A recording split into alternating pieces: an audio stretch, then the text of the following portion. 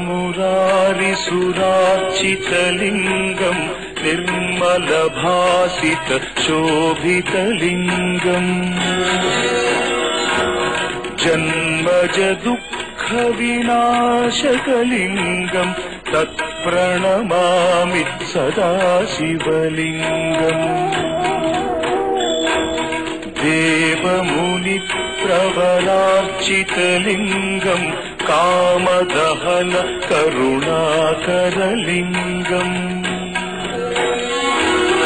रावणदर्पविनाशकलिङ्गम् तत्प्रणमामि सदा शिवलिङ्गम्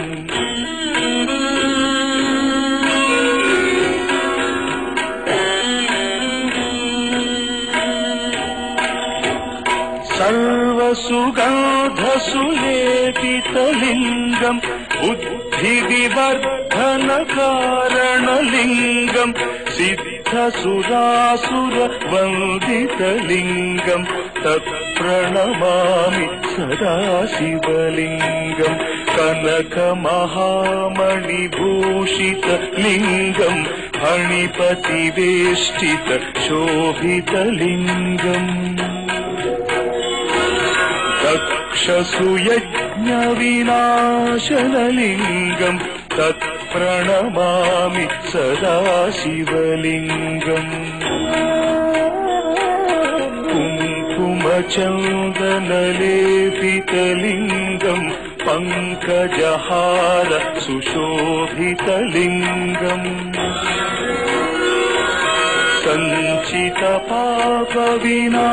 सञ्चितपापविनाशनलिङ्गम् तत्प्रणमामि सदा शिवलिङ्गम्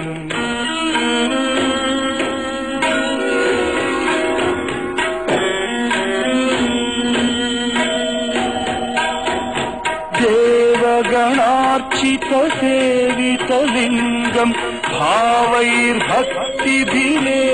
च लिङ्गम् दिनकरकोटिप्रभाकरलिङ्गम् तत्प्रणमामि सदा शिवलिङ्गम् अष्टदलोपरिवेष्टितलिङ्गम् सर्वसमुद्भवकारणलिङ्गम्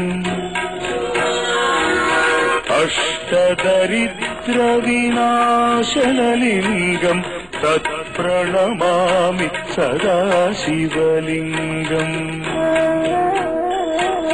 सुरगुरुसुरवरपूजितलिङ्गम् सुरवनपुष्प सदार्चितलिङ्गम्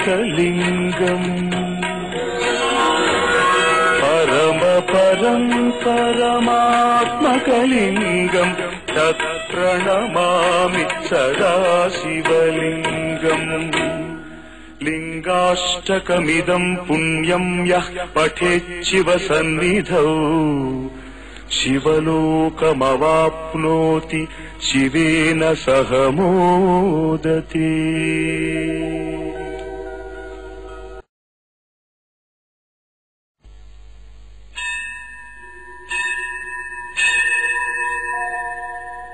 त्रिदलम् त्रिगुणाकारम् त्रिनेत्रम् च त्रियायुधम् त्रिजन्म पापसंहारम् एकबिल्वम् शिवार्पणम् त्रिशाखैः बिल्वपत्रैश्च अच्छिद्रैः कोमलैः शुभैः तव पूजाम् करिष्यामि एकबिल्वम् शिवार्पणम् कोटिकन्या महादानम् तिलपर्वतकोटयः काञ्चनम् शैलदानेन एकबिल्वम् शिवार्पणम् काशीक्षेत्रनिवासम् च कालभैरवदर्शनम् प्रयागे माधवम् दृष्ट्वा एकबिल्वम् शिवार्पणम् इन्दुवारे व्रतम् स्थित्वा निराहारो महेश्वर नक्तम् हौष्यामि देवेश एकबिल्वम् शिवार्पणम् रामलिङ्गप्रतिष्ठा च वैवाहिककृतम् तथा तटाकादि च सन्तानम् एकबिल्वम् शिवार्पणम् అఖండ బిల్వపత్రం చ ఆయుతం శివపూజనం కృతం నామ సహస్రేణ ఏకబిల్వం శివార్పణం ఉమయా సహ దేవేశ నందివాహనమేవ చ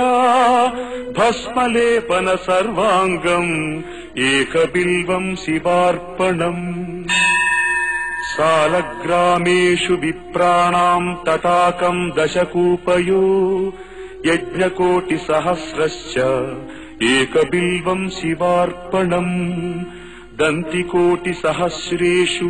అశ్వమేధ శతక్రతౌ కోటి కన్యా మహాదానం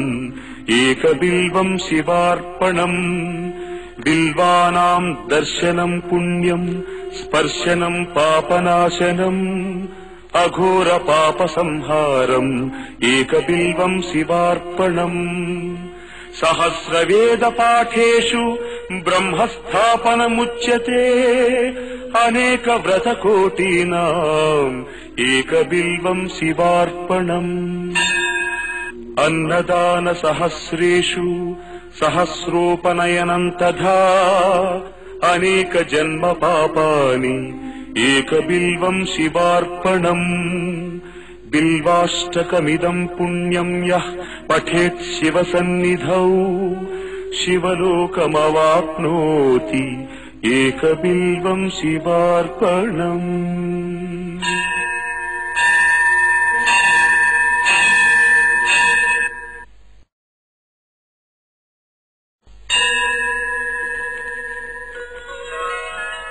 గంగాతరంగ రమణీయ జటాకలాపౌ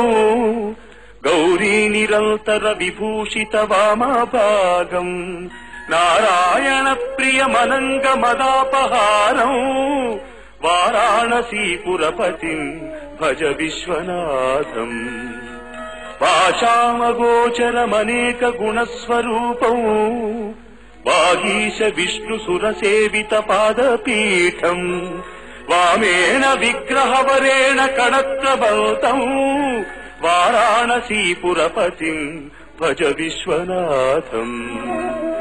భూతాధిపం భుజగభూషణ భూషితాంగం వ్యాఘ్రాజినాంబరధరం జటిలం త్రినేత్రం పాశాంకుశాభయ వరప్రదశూలపాణిం వారాణసీపురపతిం భజ విశ్వనాథం శీతాంశుశోభిత కిరీట విరాజమానౌ హాలేక్షణానల విశోషిత పంచబాణం నాగాధిపారచిత భాసుర కర్ణపూరం వారాణసీపురపతిం భజ విశ్వనాథం పంచాననం దురితమత్తమతంగజానాం నాగాంతకం ధనుజ పుంగవ పన్నగానాం దావానలం మరణ శోక జరాటవీనాం వారాణసీపురపతిం భజ విశ్వనాథం తేజోమయం సగుణ నిర్గుణమద్వితీయం ఆనందకందమపి రాజితమప్రమేయం నాగాత్మకం సకల నిష్కళమాత్మరూపం వారాణసీపురపతిం భజ విశ్వనాథం ఆశాం విహాయ పరిహృత్య పరస్య నిందాం ఉపేరతించ సునివార్య మనస్సమాధౌ ఆదాయ హృత్కమల మధ్యగతం ప్రవేశం వారాణసీపురపతిం భజ విశ్వనాథం రాగాదిదోషరహిత స్వజనానురాగం వైరాగ్య శాంతి నిలయం గిరిజా సహాయం మాధుర్య ధైర్య సుభగం గరళాభిరామం వారాణసీపురపతిం భజ విశ్వనాథం వారాణసీపురపతేః స్తవనం శివస్య వ్యాసోక్తమష్టకమిదం పఠితా మనుష్యా విద్యాం శ్రియం విపుల సౌఖ్యమనంత కీర్తిం సంప్రాప్య దేహ విలయే లభతే చ మోక్షం విశ్వనాథాష్టకమిదం యః పఠేచ్చివ సన్నిధౌ శివలోకమవాప్నోతి శివేన సహ మోదతే.